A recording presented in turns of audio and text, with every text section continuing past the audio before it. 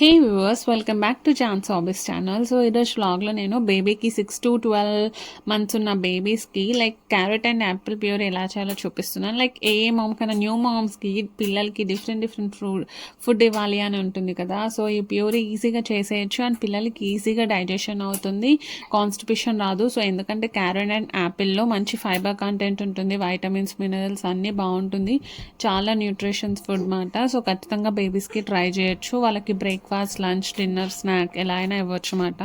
So ఈజీగా digestion అయ్యి మంచిగా ఇమ్యూనిటీ పవర్ పెంచుతుంది, వాళ్ళకి వెయిట్ గెయిన్కి అలా కూడా యూజ్ అవుతుంది అన్నమాట, గ్రోత్ లెవెల్స్లో.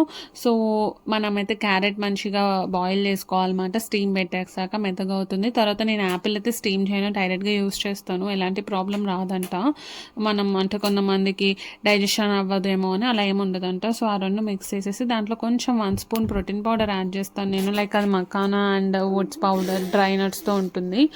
అవన్నీ కలిపి బ్లెండ్ చేసేస్తే మంచి ప్యూరీ అయిపోతుంది. అది బేబీకి చాలా బాగుంటుంది అండ్ నా బేబీ చాలా ఇష్టంగా కూడా తింటుంది అనమాట. సో ఈ వ్లాగ్ మీకు యూస్ఫుల్ అనిపిస్తే ఖచ్చితంగా లైక్, షేర్ అండ్ సబ్స్క్రైబ్ చేయండి.